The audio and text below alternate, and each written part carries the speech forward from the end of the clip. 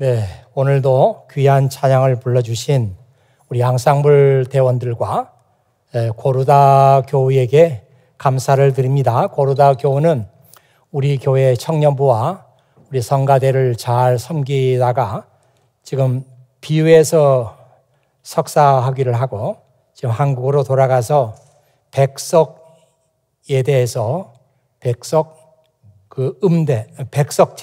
백석예대에서 지금 교수로 학생들을 가르치고 있습니다.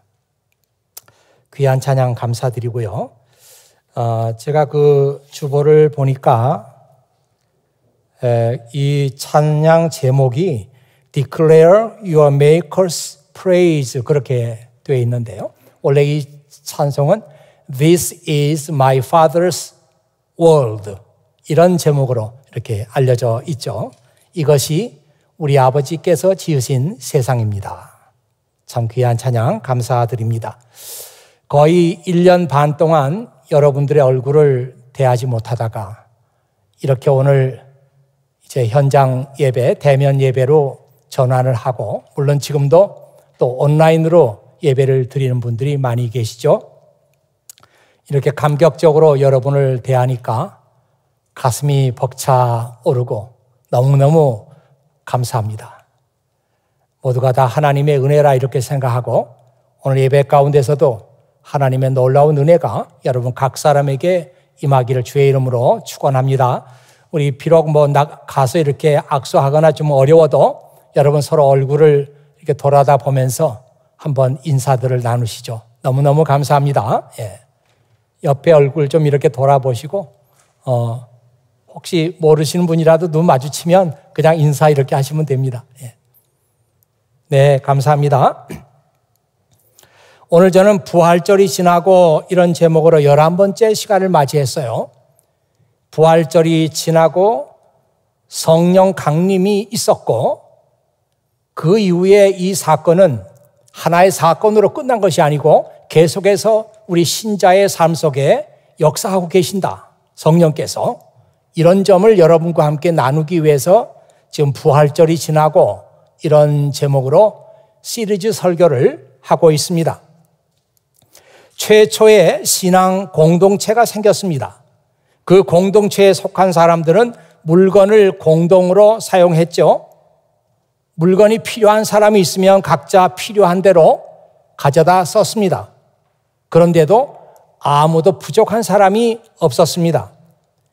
그리고 사도들을 통해서 공동체 안에 많은 기적과 표적들이 나타났습니다. 모든 사람들에게 두려운 마음이 생겼습니다. 여기서 두려운 마음이라고 하는 것은 하나님을 경외하는 마음이 생겼다 이런 뜻입니다. 예루살렘뿐만 아니라 사마리아와 갈릴리에도 믿는 사람들의 공동체가 생겼습니다. 공동체마다 평안하였고 그 안에 주를 경외함과 성령의 위로가 있었기 때문에 공동체 안에 들어오는 사람들이 날마다 늘어갔습니다. 그런 중에 한 사건이 발생하게 되죠. 오늘 여러분들이 성경 읽으면서 보았던 사건입니다. 이 사건은 단순히 한 사람이 걷지 못하다가 걷게 되었다. 이것으로 끝난 것이 아니고 그 파장이 어마어마했습니다. 그 사건을 통해서 하나님께서 지금 일하고 계시는구나. 이런 것을 온 천하에 알릴 수 있는 계기가 되었기 때문에 그 파장이 어마어마했습니다. 유대인들은 하루에 3번씩 오전 9시, 12시, 오후 3시에 기도를 합니다. 사도들은 새로운 공동체에 속하고 있었지만 여전히 기도 시간이 되면 성전에 올라가서 그 시간에 기도를 했습니다. 베드로와 요한 두 사도는 그날 기도 시간이 되어서 성전으로 올라가고 있었습니다. 그 일은 매일매일 일상처럼 하는 일이었습니다. 성전으로 들어가는 문이 여러 개가 있는데 사람들이 제일 많이 사용하는 문은 동쪽에 있는 미문이라는 문이었습니다. 풀어서 말하면 아름다운 문, The Beautiful Gate라고 되어 있습니다. 그런데 그 미문 앞에 나면서부터 걷지 못하는 한 거지가 앉아서 구걸을 하고 있었습니다. 이 사람의 나이는 약 40세쯤 되었고요. 부모도 있었고 집안도 있었습니다. 하지만 이 사람은 집에서 쫓겨나 성전으로 들어가는 문 앞에서 구걸을 하고 있었던 것입니다. 그때 당시 사람들은 이런 지체 부자유자가 집에서 태어나는 것을 매우 불명예스럽게 생각했습니다. 이것은 죄에 대한 형벌로 이런 사람이 집안에 태어난다 이렇게 보았기 때문이죠. 다행히 이 사람을 불쌍하게 여기는 사람들이 있어서 날마다 이 사람들은 이 사람을 제 시간에 성전 문 앞에 갖다 놓았습니다. 여러분, 이 말씀이 New Living Translation에 보면 이렇게 나와 있어요. As they approach the temple. 여기서 they라고 하는 것은 그 두 사람의 사도를 얘기하죠. 두 사람의 사도가 성전으로 다가가고 있을 때에 A man lame from birth. 나면서부터 다리를 절어요. 이런 사람이 사람들에게 메어서 오고 있었습니다. Each day he was put beside the temple gate. 날마다 사람들은 이 사람을 그 성전 문 옆에 갖다 놓았습니다. So he could beg from the people going into the temple. 그래서 이 사람은 성전으로 들어가는 사람들에게 구걸을 할 수가 있었어요. 여러분, 이 말씀을 읽으면서 이 사람이 얼마나 비인간적인 그런 불행한 상황 속에 놓여 있는가 하는 것을 이 말씀 속에서 볼 수 있지 않습니까? 사람들은 이 사람을 마치 물건을 운반하듯이 그 자리에 갖다 놓았던 것입니다. 그리고 해가 저물면은 다시 이 사람을 들고 어딘가에다 갖다 놓았겠죠. 걷지 못하니까. 이 사람은 안식일을 제외하고는 1년 내내 그 시간에 그 자리에 앉아서 구걸을 했기 때문에 성전을 올라가는 사람들은 모르는 사람이 없을 정도로 다 아는 사람이었습니다. 이 사람은 성전으로 올라가던 베드로와 요한을 보고 구걸을 했습니다. 그때 두 사도는 이 사람을 눈여겨보았습니다. 언제나 그 자리에 앉아있는 사람이지만 그날 두 사도는 이 사람을 눈여겨보았어요. 개역성경에는 이 말씀이 두 사도가 이 사람을 주목하여 보았다. 주목하여 보았다. 이렇게 썼습니다. 이 말씀이 New Living Translation에는 이렇게 나와 있어요. Peter and John looked at him intently. Peter and John looked at him intently. 피터와 존이 이 사람을 intently 봤다는 거죠. 이 intently라고 하는 말을 사전에서 찾아보니까 두 가지 의미가 있었어요. 첫째는 이 intently라고 하는 말은 눈이나 귀나 마음으로 어떤 대상을 fixed하게 고정해서 바라보는 거예요. 마음과 귀와 또는 생각 이런 가지고 사람을 픽스된 눈으로 바라보는 거예요. 그런 뜻이 하나가 있고 두 번째 뜻은 강한 목적을 가지고 그 대상과 관계를 한다. 관계를 한다. In a fully engaged or determined way라고. 강한 목적을 가지고 그 사람과 관계를 해서 그러니까 두 사도가 이 사람을 봤던 그 눈길은 단순히 바라보는 게 아니고 오늘 이 사람에게 하나님의 은혜가 내렸으면 그런 의도를 가지고 바라보는 거죠.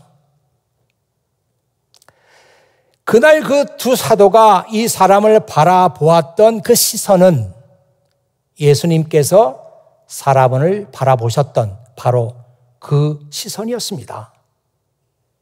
두 사도는 예수님의 눈을 가지고 나면서부터 걷지 못했던 이 사람을 바라봤을 때 예수님께서 그러셨던 것처럼 이 사람의 과거와 현재 불행한 삶을 다 읽을 수가 있었어요.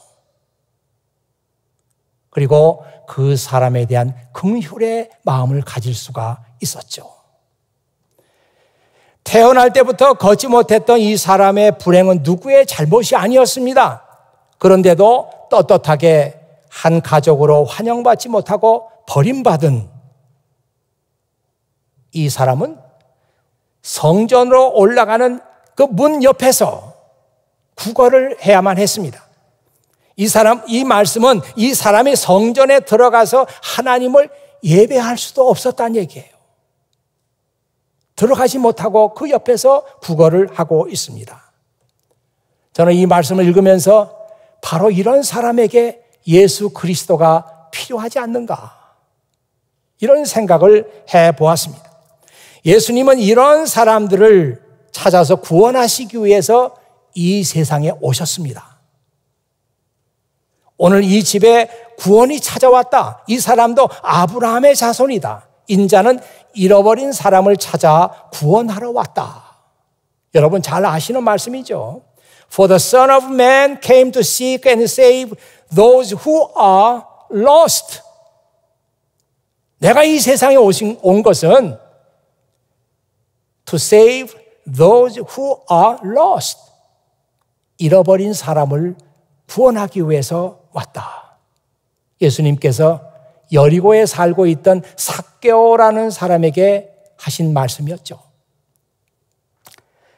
목자들이 양을 키울 때는 낮에는 풀을 찾아 다니다가 저녁이 되면 양을 끌고 우리에다가 다 집어넣습니다. 집어넣을 때 한 마리, 두 마리, 세 마리, 네 마리 양을 카운트하죠. 그때 양의 숫자가 모자라면 그 모자라는 양을 잃어버린 양이라고 합니다. The lost sheep라고 그렇게 말하죠. 이 잃어버린 양은 목자가 값을 물어내는 거예요. 그만큼 목자는 양에 대해서 책임이 있다는 뜻이죠. 잃어버린 양이 어디서 무엇을 하고 있는지, 길을 헤매고 있는지, 아니면 사나운 짐승에게 잡혀 먹혔는지 알 수가 없습니다. 성경에 나오는 이 잃어버린 양이라고 하는 말은 하나님을 떠난 잃어버린 사람에 대한 메타포적인 표현이라고 볼 수가 있습니다. 삭개오 같은 사람이 잃어버린 사람이고요. 사람들에게 환영받지 못하는 사람, 경멸의 대상이 되는 사람, 공동체에서 소외되는 사람, 이런 사람이 잃어버린 사람, The lost man 이라고 할 수 있습니다. 날마다 성전 비문에서 구걸을 하고 있던 이 사람도 잃어버린 사람이에요. 바로 이런 사람에게 예수 그리스도가 필요합니다.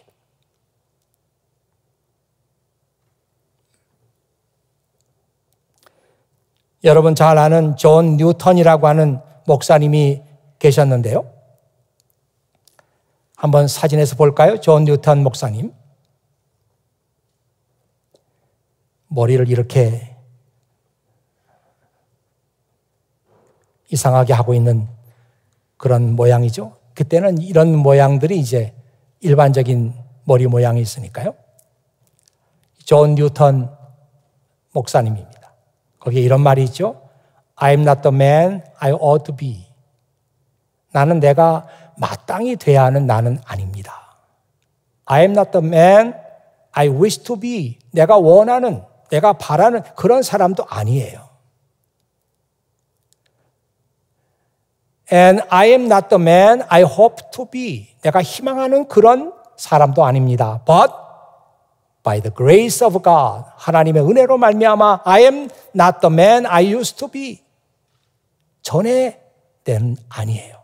하나님의 은혜로 말미암아 전에 나는 아닙니다. 존 뉴턴 목사님이신데요. 이 Amazing Grace라고 하는 그 찬송 가사를 이분이 썼잖아요. 근데 많은 사람들은 그 정도만 알고 있습니다. 존 뉴턴이라는 영국 목사, 과거에 비참한 삶을 살다가 하나님의 은혜로 새로운 사람이 돼서 나중에 Amazing Grace라는 찬송을 썼다. 그 정도가 많은 사람들이 알고 있는 것이에요. 그러나 이 분은 우리가 알고 있는 것보다 훨씬 더 훌륭한 업적을 남긴 그런 목사님이십니다. 물론 목회자로서도 아주 성공한 목사님이에요. 이 성공했다고 하는 것은 무슨 큰 교회를 목회했다 이런 의미가 아니라 많은 사람들에게 하나님의 은혜를 전했던 그런 의미에서 성공적인 목사님이십니다.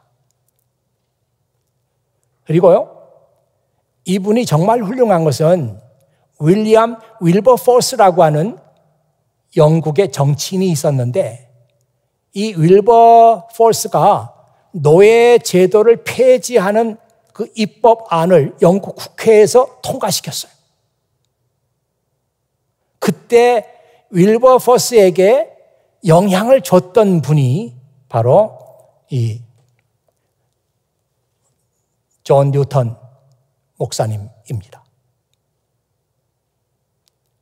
다음 슬라이드 한번 볼까요? 이분이 목회하던 그 교회 지금 스테인드 글래스로 이렇게 존 뉴턴 목사님을 이렇게 해서 많은 사람들이 이분을 기억하고 있습니다. 하나 더 볼까요? The Imitation of Christ라고 하는 토마스 아켄피스의 책이 지금 화면에 보이고 있습니다. 이 존 뉴턴 목사님이 가장 비참하고 영적으로 침체되어 있고 방황하고 있을 때 이를 구원해 준 책이 토마스 아켄피스의 그리스도를 본받아, 바로 이 책이었어요. 어떤 사람들은 아켄피스의 애인이 이 책을 전해줬다 그렇게도 말하고, 또 어떤 사람들은 지나가는 사람이 존 뉴턴 목사님이 너무나 비참하게 보여서 이 책이나 한번 읽어보시오 하고 전해줬다고 하는 말도 있습니다. 어쨌든 존 뉴턴 목사님을 새로운 사람으로 거듭나게 한 책이 The Imitation of Christ, 그리스도를 본받아 이 책이에요. 그는 회심하고 나서 독학으로 신학을 공부했습니다. 어디 가서 신학을 따로 공부하진 않았어요. 자기가 혼자서 신학을 공부하고 목사 안수를 받았습니다. 아마 그때는 그런 제도가 있었던 모양이죠. 그리고 하나님의 은혜에 너무 감사해서 그가 Amazing Grace라고 하는 찬양 가사를 썼습니다. 물론 그 가사 전체가 다 은혜스럽지만 여러분과 함께 나눌 구절은 바로 화면에 나가고 있는 이 구절입니다. I once was lost, but now am found. Was blind, but now I see. 나는 한때 길을 잃고 헤매던 사람이었어요. But now am found. 지금은 내가 구원을 받았습니다. 뭐 이렇게 번역할 수 있지만 사실 옛날에는 내가 길을 잃고 헤맸다가 이제는 내가 발견되었습니다. 그런 의미죠. 근데 이것을 이제 구원받았습니다. 이렇게 우리가 번역할 수 있습니다. 저는 이 말씀을 보면서 이런 생각을 했어요. 우리가 어디 낯선 곳에 가서 길을 잃어버렸습니다. 어디지 이게? 동서남북을 모르겠어요, 갑자기. 그래서 방황하고 길을 찾지 못하고 있을 때 나를 알고 있는 어떤 사람이 내 이름을 부르면서 너 거기서 뭐 하고 있니?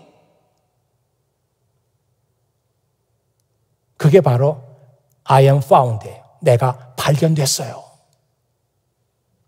존 뉴턴 목사님이 이렇게 길을 잃고 참 목자를 잃어버리고 내가 어떻게 살아야 하나 마음 들 곳이 없었을 때 하나님께서 그를 찾으셨습니다.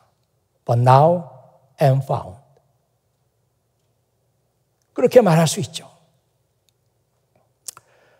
두 사도는 이 사람에게 우리를 보시오 이렇게 말했어요. 그 사람은 뭔가 얻을 것을 기대하면서 두 사도를 쳐다보았습니다. 베드로가 이렇게 말하죠. 은과 금은 내게 없지만 내게 있는 것을 내게 주노니 나사렛 예수 그리스도의 이름으로 일어나 걸으라.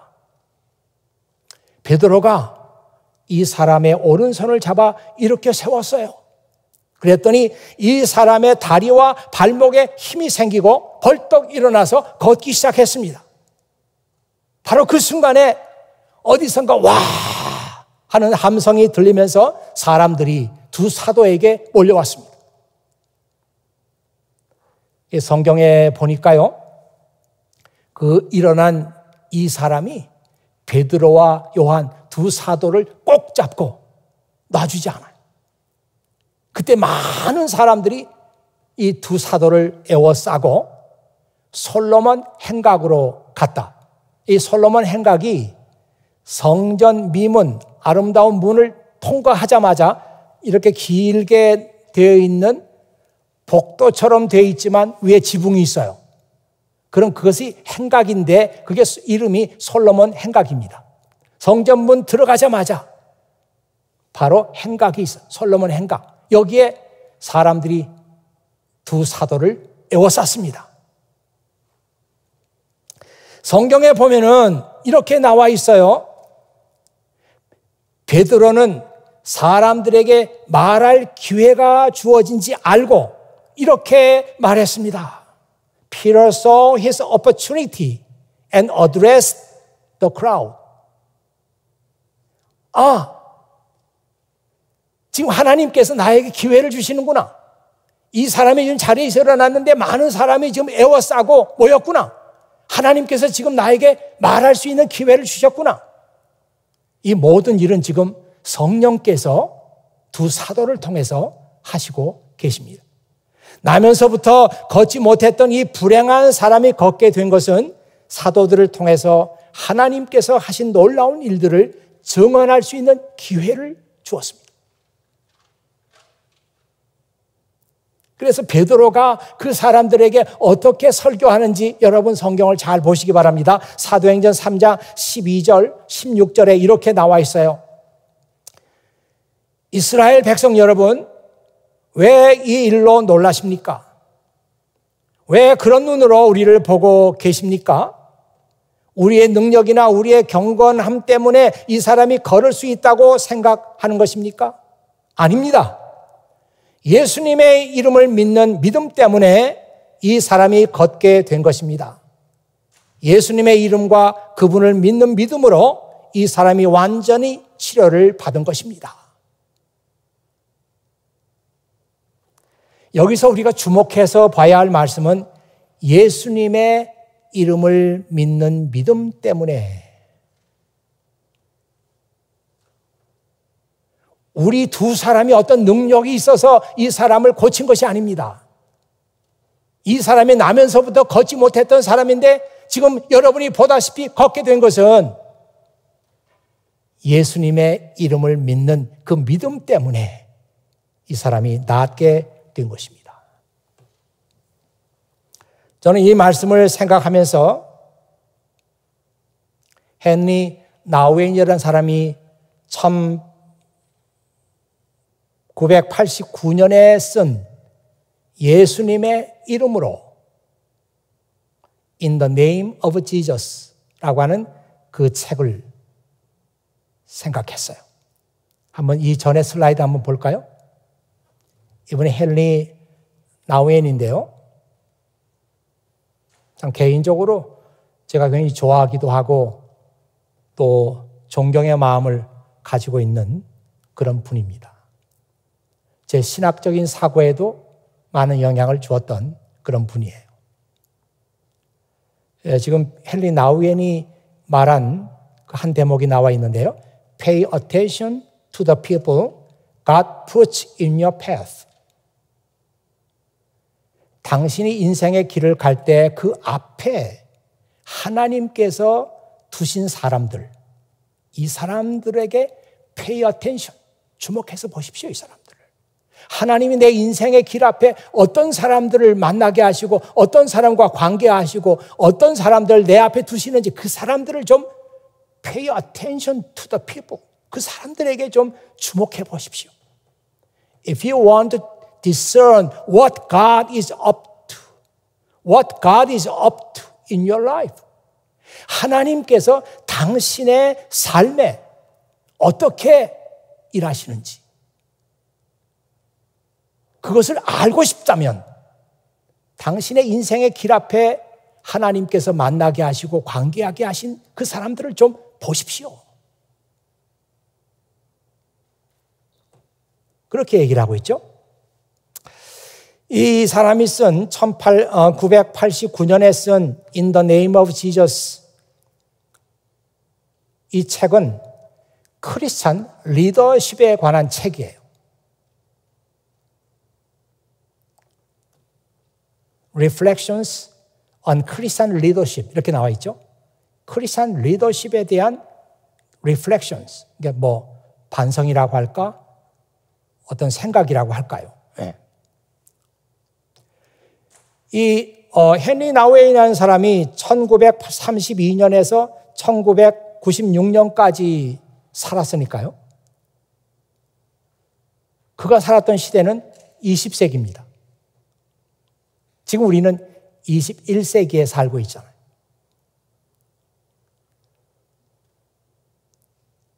그래서 헨리 나우엔이 크리스천 리더십에 대해서 말하면서 자기가 말하고 있는 그 리더십이 21세기 크리스천 리더십이라고 말했어요.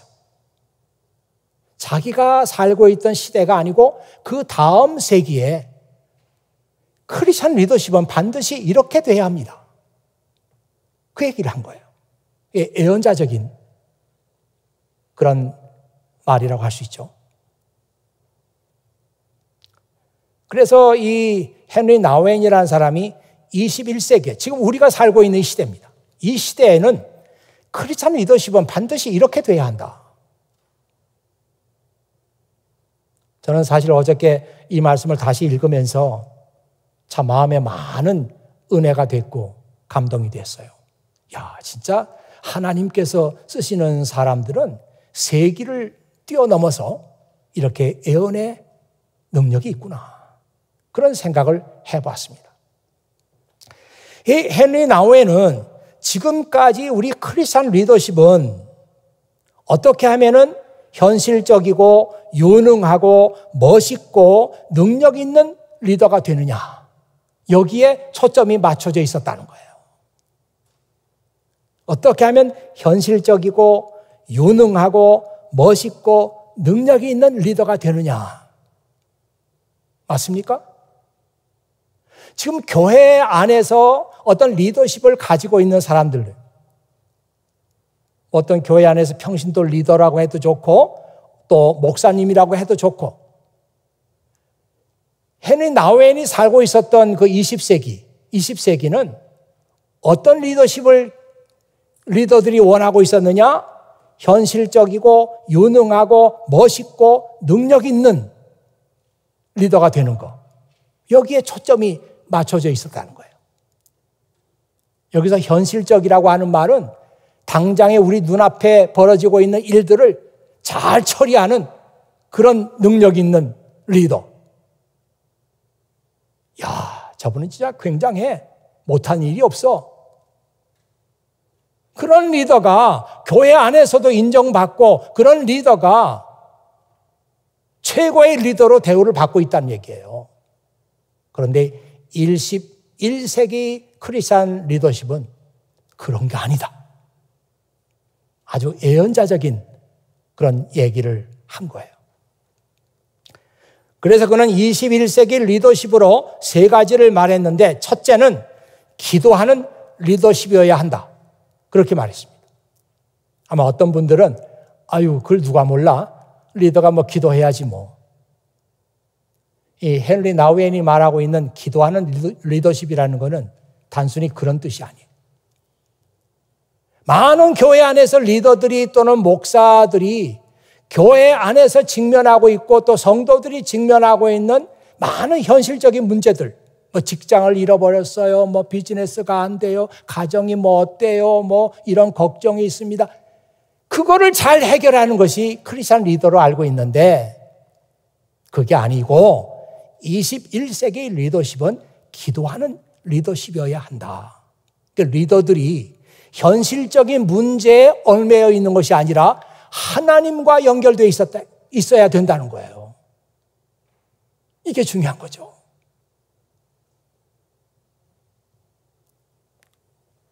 자, 두 번째 리더십은 영혼을 섬기는 리더십이 되어야 한다. 그렇게 말했어요. 그거 누가 몰라? 리더가 영혼을 섬겨야지. 헨리 나우엔이 말하고 있는 것은 그런 피상적인 얘기가 아니에요. 그가 살고 있던 그 시대에 20세기에 교회 안에서 어떤 리더가 존경을 받고 있느냐? 영혼을 케어하는 리더십이 아니라 힘과 자기 지위를 가지고 그 사람의 영혼을 지배하는 거예요.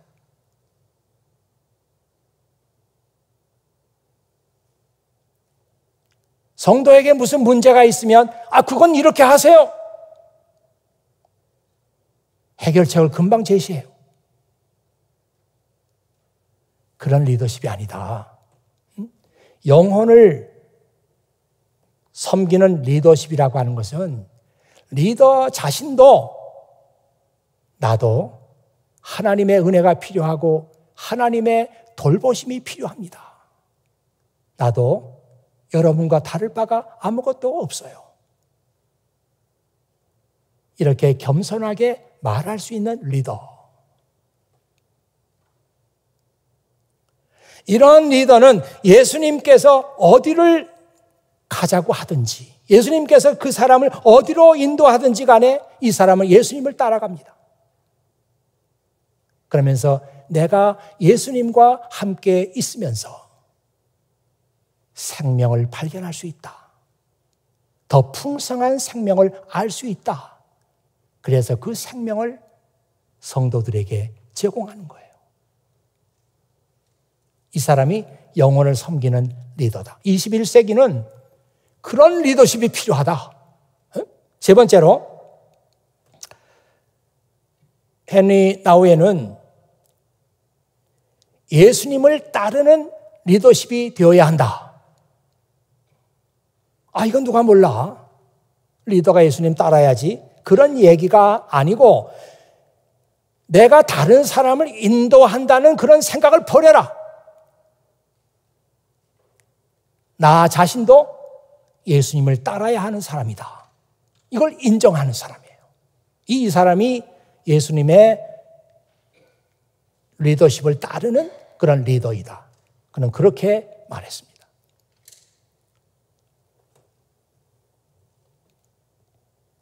자기 자신도 주님의 돌봄이 필요하고, 내가 여러분들을 인도하다니요. 저도 주님을 따라야 되는 사람입니다. 이런 리더.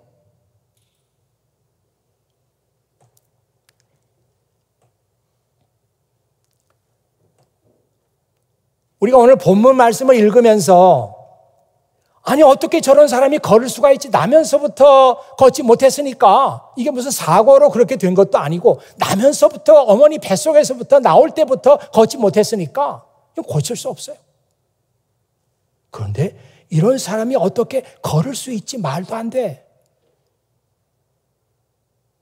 이렇게 이 성경 말씀을 읽으면서 지금 하나님께서 하시는 놀라운 능력, 하나님께서 나면서부터 걷지 못했던 사람도 걷게 하시는 하나님의 능력을 제한하려고 하지 마세요.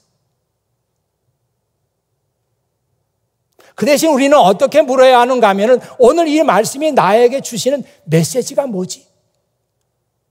아, 내가 오늘 이 말씀을 설교 시간에 들었는데 하나님께서는 이 말씀을 통해서 나에게 무슨 말씀을 하시려고 하는 거지? 그걸 들어야 된다 이 말이에요.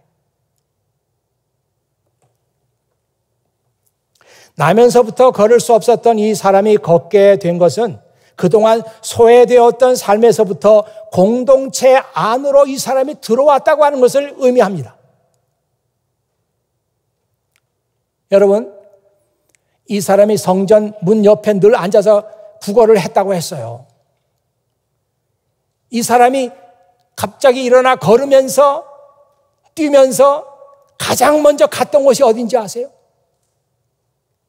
성전입니다. 그 문만 통과하면은 바로 성전이에요. 그 성전 안으로 들어갔어요, 이 사람이. 지금까지는 그런 몸을 가지고 성전에 들어오는 것도 허락되지 않았는데 이제는 걷게 되면서 제일 먼저 들어갔던 곳이 성전입니다. 이제는 이 사람이 하나님의 백성들과 함께 하나님을 예배하는 자리에 떳떳하게 있을 수 있다 이 말이에요.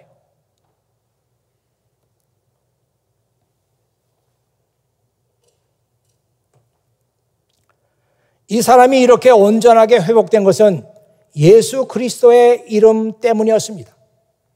베드로는 이 점을 분명히 했어요. 왜 우리를 쳐다봅니까? 우리가 무슨 능력이 있어서 이 사람을 낫게 한 줄로 압니까? 아닙니다. 저는 이 말씀 읽으면서 바로 이 말씀이 헨리 나우엔이 말하고 있는 영혼을 돌보는 리더십이다. 이 베드로의 리더십이 말이죠. 많은 사람들이 자기 두 사람을 이렇게 쳐다봐요. 마치 자기들이 이 사람을 고친 것처럼 그렇게 행동할 수 있어요. 이것은 과거의 리더십이에요. 그래, 맞습니다. 우리는 이렇게 이만한 능력이 있는 사람들이에요. 그게 아니고 베드로는 무슨 소리입니까? 우리가 이 사람을 낫게 했다니요. 우리 자신들도 다 주님의 돌보심이 필요한 사람들입니다. 이 사람이 예수님의 이름을 믿었기 때문에 구원받은 거예요. 이게 헨리 나우엔이 말하는 21세기 리더십.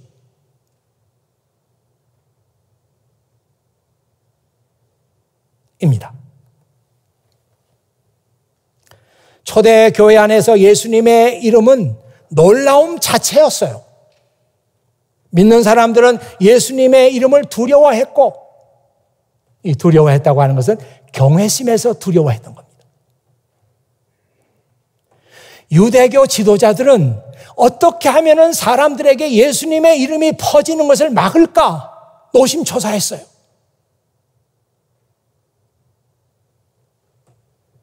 성경에 이런 말씀이 나오죠. 좀 길지만 제가 읽어보겠습니다.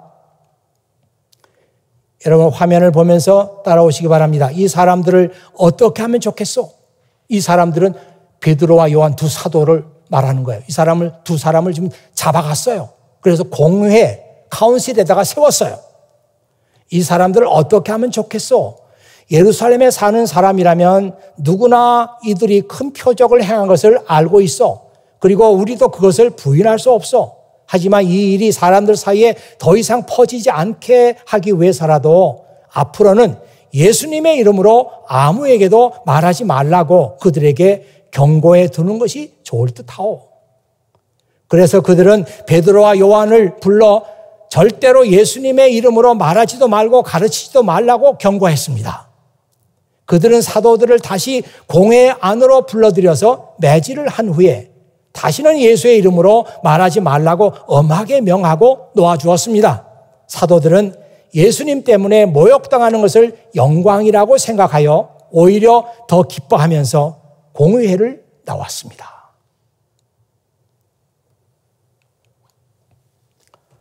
오늘 제 설교 이제 마지막 부분입니다. 예수님의 이름 때문에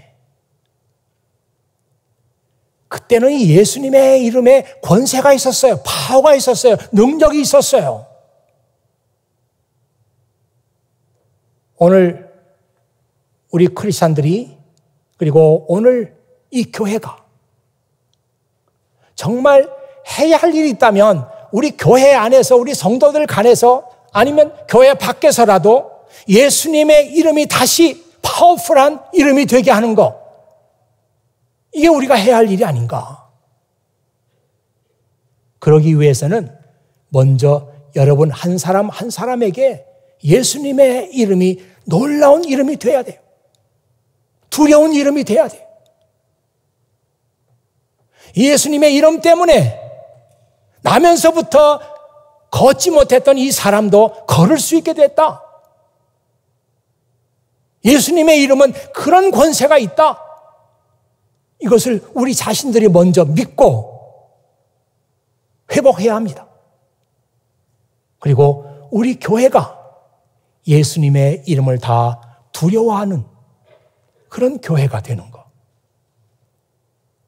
그러기 위해서 우리는 무엇을 어떻게 해야 할까?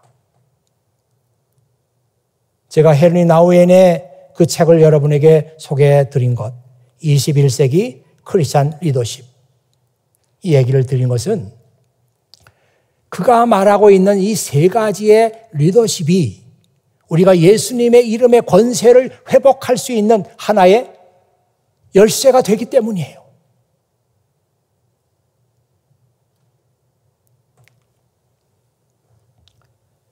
기도하는 리더십. 이 교회 안에서 리더십을 가지고 있는 사람들. 아, 내가 유능한 사람이야. 내가 이런 문제 다 해결할 수 있어. 이건 과거의 리더십이에요. 이 새로운 시대에는 맞지 않는 리더십이에요.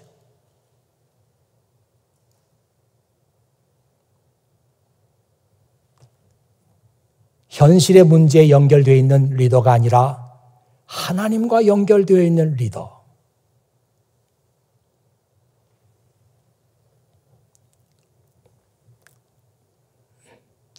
영혼을 섬기는 리더십.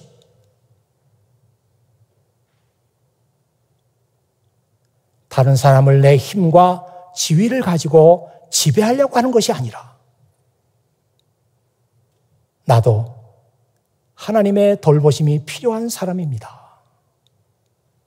이런 믿음을 가지고 예수님이 가자고 하는 곳에는 어디나 갑니다. 예수님과 동행해요. 아, 그곳에 영원한 생명이 있다. 그걸 믿는 사람. 이 사람이 영혼을 섬기는 리더예요.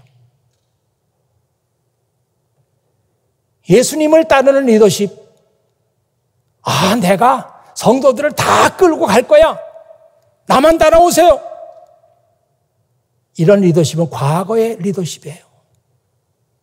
21세기 리더십은 그런 리더십이 아니라 저도 주님의 인도를 받아야 하는 사람입니다. 이렇게 주님을 따르는 리더십. 이게 뭐 목사만 그런 게 아니고 교회 안에서 어떤 그 리더십을 가지고 있는 사람만 그렇게 하는 것이 아니고 우리 모두가 다 이런 리더십을 배우고 훈련하고 새로운 시대에는 이런 리더십을 가져야 예수님의 이름의 권세를 회복할 수 있겠구나. 그런 생각을 해보자는 것입니다. 우리 주변에 잃어버린 사람들이 참 많이 있어요. 우리가 안 봐서 그렇죠. 우리가 보려고 한다면 나면서부터 걷지 못했던 사람과 같은 사람들이 우리 주변에 많이 있단 말이에요.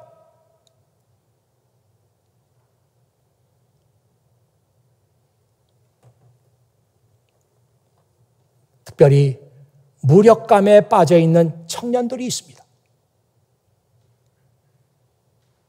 미래가 불투명해요.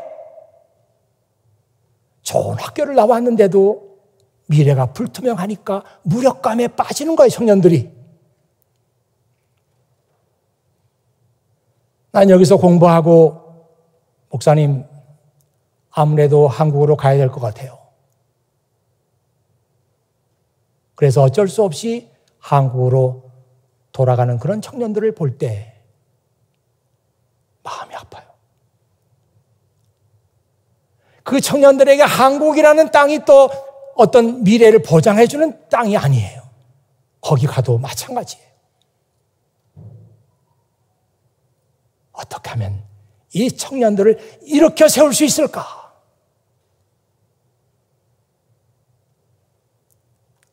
헨리 나우엔이 말하는 21세기 크리스찬 리더십. 와, 이게 필요하지 않는가? 놀랍게도요, 베드로가 이런 리더십을 우리에게 보여주고 있어요. 여러분, 우리가 베드로 그러면은 뭔가 투박하고 뭔가 좀 남성적인 그런 면이 있으면서 그냥 따라와, 나를. 뭐 이런 그 형태의 리더십을 가지고 있을 것 같은데 오늘 성경 말씀 읽어보니까 아니에요. 사람들이 자기를 주목하는 것도 부담스러워했어요. 왜 우리를 봅니까? 예수 그리스도의 이름이 이 사람을 나게 한 것입니다. 21세기 리더십을 2000년 전에 베드로가 가지고 있었어요. 사랑하는 교우 여러분들, 이제 우리가 아무 생각 없이 교회를 드나드는 그런 때는 벌써 지났어요. 이제는 나부터가 예수님의 이름의 권세를 회복해야 되겠다. 우리 교회가 예수님의 이름의 권세를 회복해야 되겠다. 그러기 위해서 우리가 무엇을 어떻게 해야 될까? 같이 기도하고 같이 얘기하고 같이 성장해 나가는 그런 리더십이 우리에게 필요하단 말이에요. 목사뿐만 아니라 뭐 장로님, 권사님뿐만 아니라 주 예수 그리스도를 믿는 모든 분들에게 이 리더십이 필요하단 말이에요. 같이 기도하겠습니다.